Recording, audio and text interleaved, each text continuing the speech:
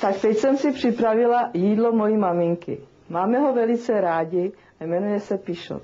Příprava je sušené švestky, které jsem předem předvařila, vařené brambory, které ještě rozmačkám a osolím. Další je tvaroh, do kterého přidám špetku soli a 1 vejce. Hrubou mouku osolím. Je to jednoduché, přijde tam jenom voda, nic víc. A těsto musí být vláčné. Tak, teď si z toho udělám takový 3 těstíčka. Každý těsto vyválím zvlášť. Asi tak na stejno. Tak.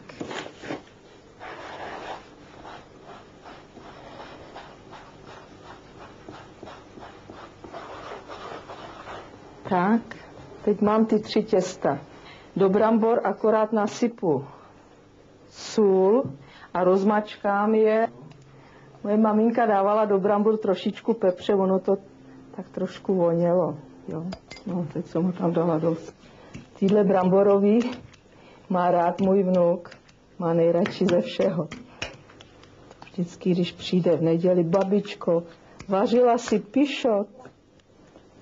Já to víš, už ho mám pro tebe připravený a on je celý šťastný a směje se.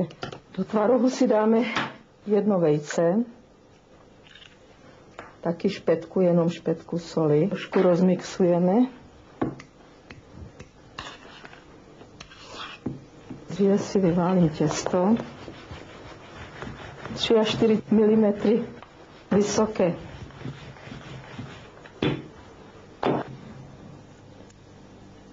A prstama tlačit na ty konce. Jelikož na Štědrý den se nejedlo maso.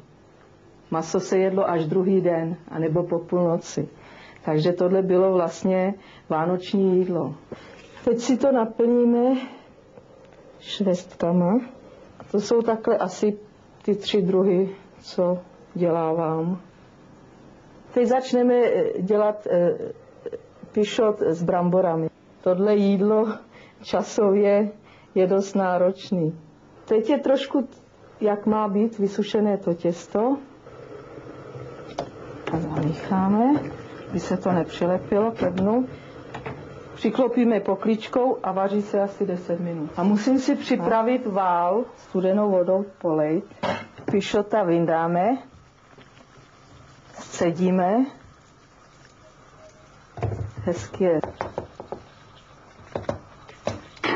Tak, tady mám rozpuštěné máslo a sůl. Tím máslem zaleju ty pišoty. Tak musí to být dost jako mastný. Tak. A dobrou chuť vám přeju.